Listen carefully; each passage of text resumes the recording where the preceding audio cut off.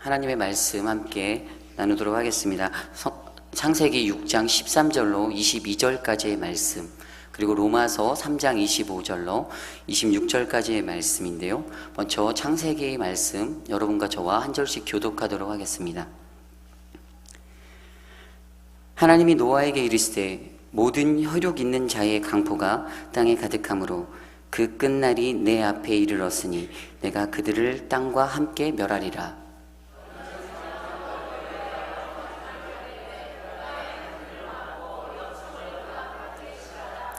그 방주의 제도는 이러하니 장이 300규빗, 광이 50규빗, 고가 30규빗이며 거기 창을 내되 위에서부터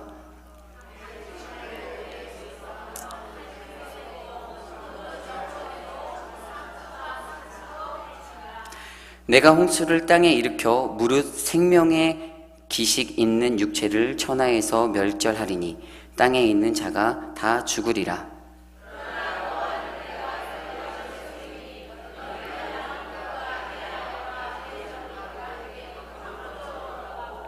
혈육 있는 모든 생물을 너는 각기 암수 한 쌍씩 방주로 이끌어 들여 너와 함께 생명을 보존케 하되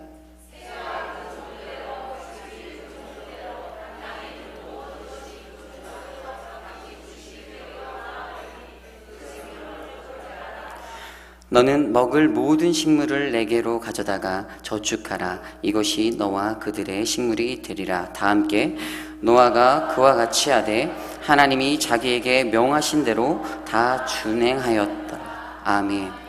말씀 한 절 더 보시도록 하겠습니다. 로마서 말씀입니다. 로마서 3장 25절로 26절까지의 말씀입니다. 우리 한 목소리로 함께 합독하시도록 하겠습니다. 이 예수를 하나님이 그의 피로 인하여 믿음으로 말미암는 화목 제물로 세우셨으니 이는 길이 참으시는 중에 전에 지은 죄를 간과하심으로 자기의 의로우심을 나타내려 하심이니 곧 이때에 자기의 의로우심을 나타내사 자기도 의로우시며 또한 예수를 믿는 자를 의롭다 하려 하심이니라. 아멘. 호놀룰루 한인 장로교회가 정말로 유명한 교회입니다. 인터넷 검색 포털 사이트에서 하와이 교회라고 치면 몇 개 안 되지만 몇 개 안 되는 교회가 검색이 되는데 그 중에서도 가장 으뜸이 되는 교회, 한국에 있을 때 그렇게 먼 곳인데도 인터넷 방송을 통하여 조일구 목사님의 귀한 생명의 말씀을 들을 수가 있으니 참으로 은혜가 넘치는 교회입니다. 정말 이렇게 좋고 유명한 교회에 와서 부족한 제가 함께 할 수 있다는 것이 제게는 참으로 큰 기쁨입니다. 어릴 적 저는 교회 옆에서 살았습니다. 제가 다니던 교회는 작은 시골 마을에 투박한 사람들의 좋은 인심이 흘러 넘치고 작은 산, 넓은 들, 그리고 논과 밭이 펼쳐진 곳에 위치한 참으로 아름다운 교회였습니다. 그래서인지 저는 틈만 나면 교회에 가서 있었습니다. 때론 우리 집보다 교회가 더 좋았으며 교회에 거하던 때가 제일로 행복했던 것 같습니다. 가끔은 담임 목사님께서 제게 우리야 너 집에 안 가냐? 이렇게 하실 정도였으니까요. 그때 제게 꿈이 하나 있었습니다. 늘 마음에 있었던 그 꿈은 어떻게 하면 교회에 더 오래 있을 수 있을까? 였습니다. 어찌 되었든 간에 저는 그러한 고민 속에 그런 목사님이 되든지 아니면 사찰 집사님이 되어야겠다라는 생각도 하게 되었습니다. 그런데 어린 마음에도 사찰 집사님보다는 목사님이 되고 싶었습니다. 그래서인지 지금까지 하나님은 결국 목회자가 되기 위한 길로 나를 인도하셨고 지금도 훌륭한 지도자로 목사로 만들어가기 위해 저를 인도하고 계십니다. 이렇게 어린 시절의 추억 속에 교회는 제게 비전과 소망을 안겨준 귀한 처소였습니다. 언제나 교회는 제 마음을 사로잡은 소중한 곳이었습니다. 방주는 히브리어로 테바입니다. 창세기 6장 14절에 잣나무로 너를 위하여 방주를 짓되 이렇게 나와 있습니다. 그런데 그 방주를 뜻하는 히브리어 테바는 상자를 뜻하는 단어이기에 그것만으로는 무엇을 이야기하는지 도무지 잘 이해할 수가 없었습니다. 그런데 성경을 좀 더 자세히 들여다보니 방주를 만든 잣나무, 히브리어로 고페르와 역청을 뜻하는 코페르라는 단어가 14절에 있는 방주라는 테바를 꾸며주고 있었습니다. 고페르와 코페르는 히브리어로 죄의 용서라는 뜻입니다. 용서하다, 죄를 덮다, 커버라는 뜻의 카파르의 그 근원을 두고 있습니다. 비로소 이것을 알게 되었을 때 성서 속의 방주의 의미를 좀 더 깊이 있게 이해할 수가 있었습니다. 다시 말해 히브리어 테바, 상자란 뜻은 바로 방주, 그 방주는 바로 죄의 속죄함으로 받는 우리 모두의 죄악이 덮어지는 곳, 생명을 구하는 상자, 생명을 구하는 배로 이해할 수가 있다는 것입니다. 바로 그것이 우리의 죄를 용서받고 구원으로 향하는 성령의 자리인 것입니다. 오늘 말씀에서 노아는 어떠한 자입니까? 오늘 우리가 읽지는 않았지만 창세기 6장 8절에 여호와께 은혜를 입은 자, 9절에 의인이여 완전함을 얻은 자라고 말합니다.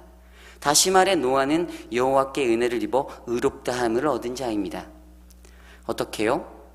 오늘 노아의 이야기를 살펴보면 말씀하시는 하나님과 온전히 순종하는 노아의 모습을 볼 수가 있습니다.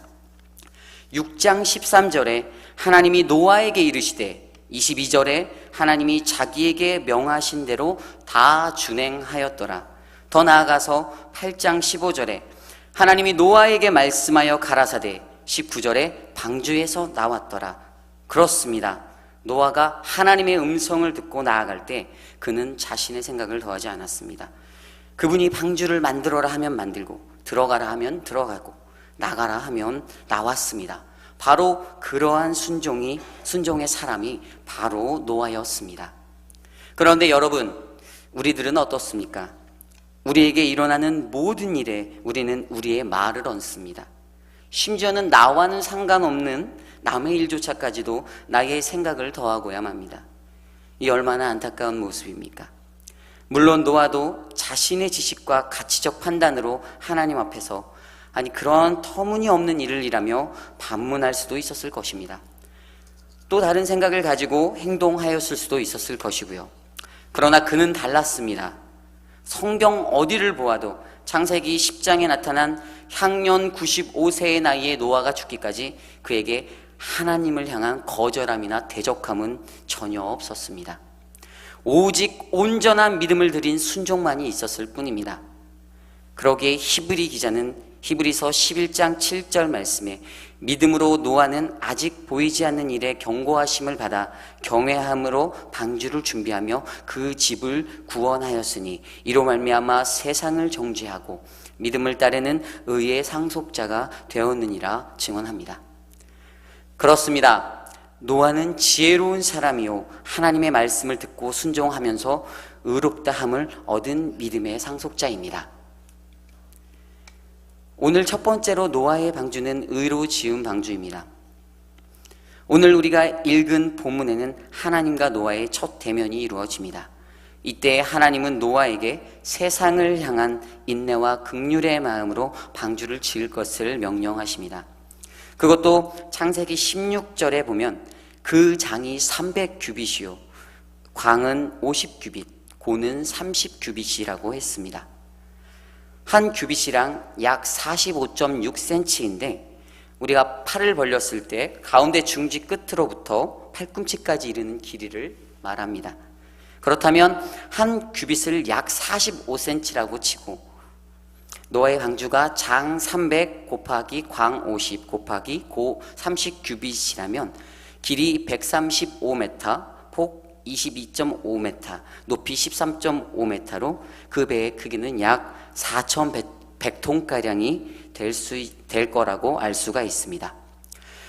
지금도 2,500톤급의 배면 그 어떠한 바다라도, 큰 바다라도 항해를 할 수가 있는데 여러분, 이 배를 만들기 위해 얼마나 많은 시간과 노력이 노아에게 필요했을까요?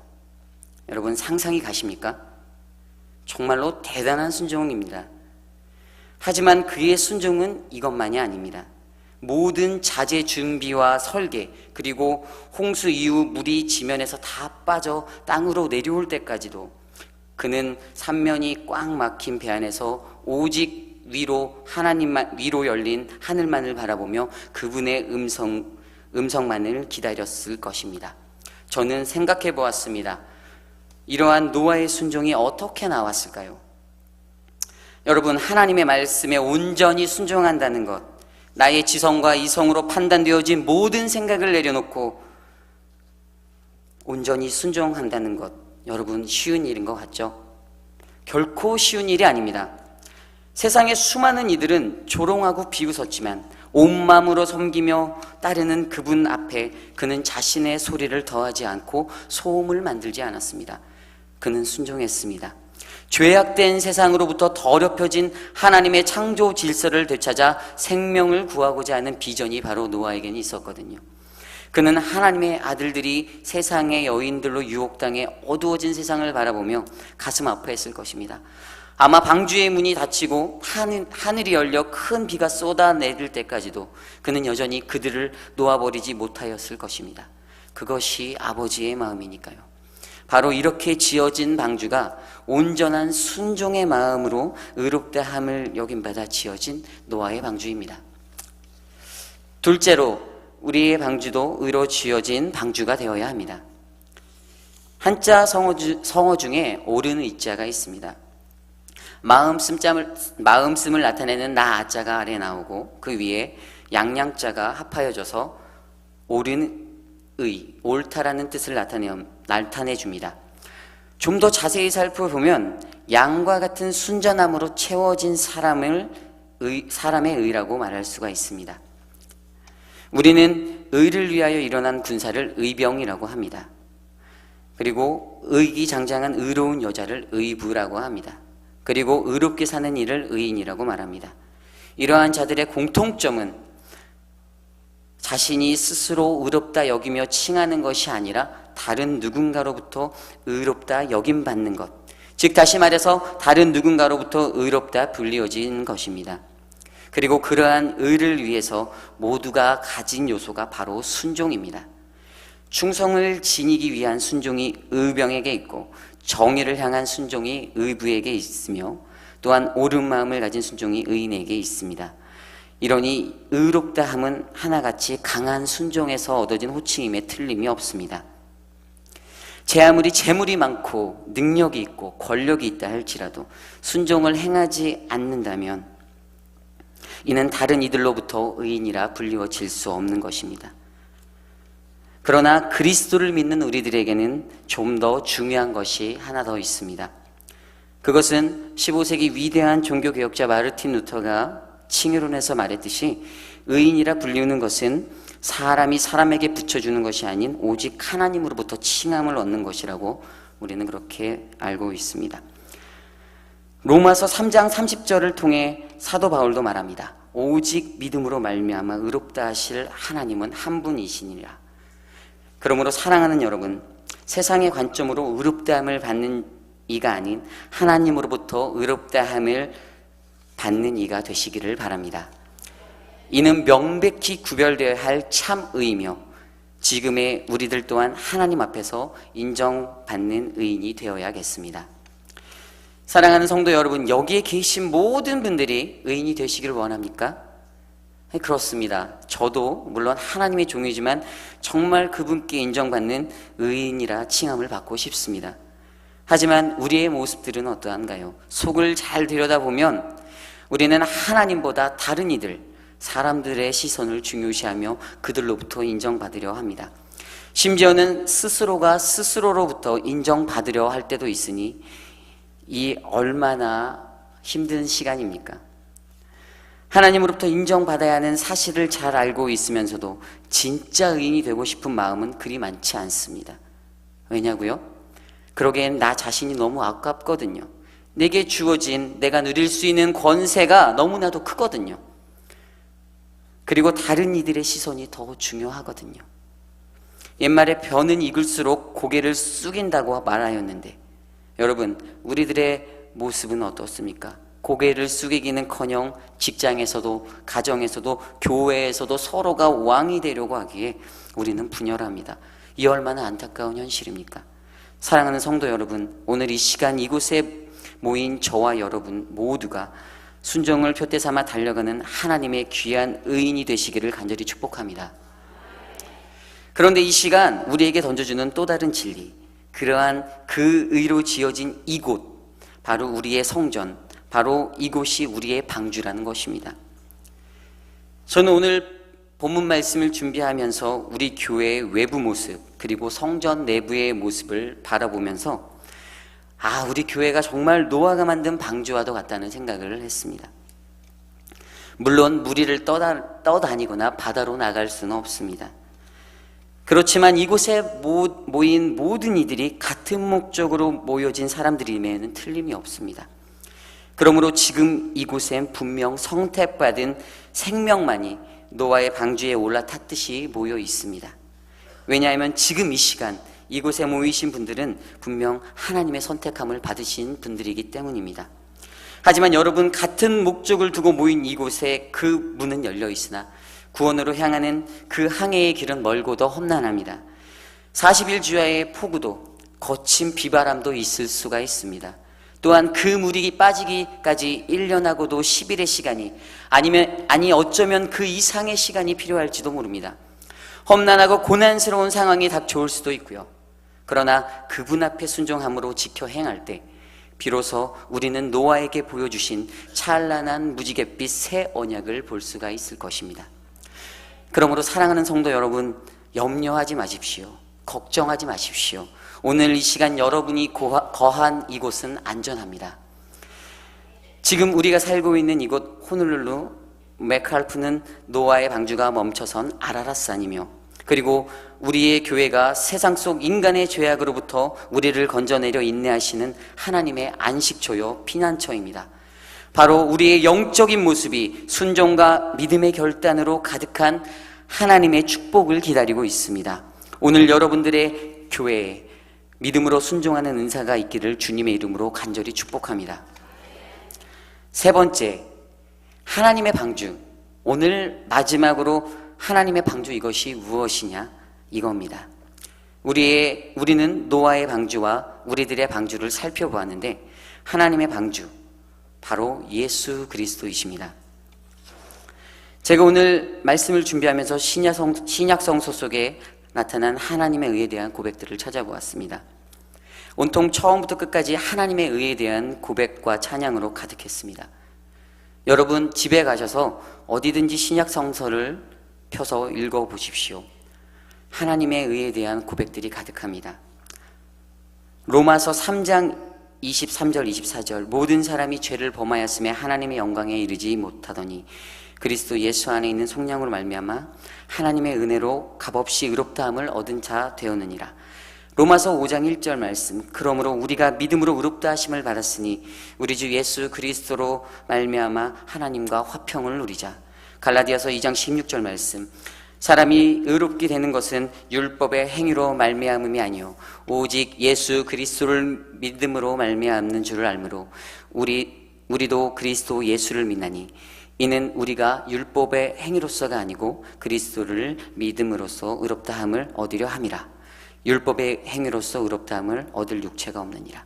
베드로전서 3장 18절, 그리스도께서 단번에 죄를 위하여 죽으사 의인으로서 불의한 자를 대신하셨으니 이는 우리를 하나님 앞으로 인도하려 하심이라. 육체로는 죽임을 당하시고 영으로는 살리심을 받으셨으니. 말씀 중에 몇 구절 또 몇 구절 성구를 지우고 또 지웠는데도 이렇게 많이 남아 있습니다. 하나님의 의가 무엇입니까? 세상은 이것저것 따져가며 의를 구하지만 우리 하나님은 차별하지 않으시고 순종하는 이들에게 믿음으로 의롭다함을 주신다는 것입니다. 그런 하나님의 의가 가장 적절하게 표현된 것이 무엇입니까? 바로 예수 그리스도이십니다. 오늘 읽은 말씀 로마서 3장 25절에 이 예수를 하나님이 그의 피로써 믿음으로 말미암는 화목제물로 세우셨으니 이는 하나님께서 길이 참으시는 중에 전에 지은 죄를 관가하심으로 자기의 의로우심을 나타내려 하심이니. 그렇습니다. 예수 그리스도가 바로 하나님의 의입니다. 하나님께서 나타내려 하시는 그 의가 바로 이 세상의 모든 죄를 지시고 십자가에 달려 돌아가신 예수 그리스도이신 것입니다. 수많은 비난과 고통 속에 인간의 허물을 아파하며 이 땅의 수많은 고통 가운데 신음하는 우리의 소리를 하나님은 들으셨습니다. 그리고 이 땅에 예수 그리스도를 보내주셔서 죄의 문제를 해결하지 못하고 신음하는 우리들의 아픔을 들어주셨습니다. 죽음의 두려움 때문에 벌벌 떨고 있는 인류의 공포의 소리를 하나님은 들으셨습니다.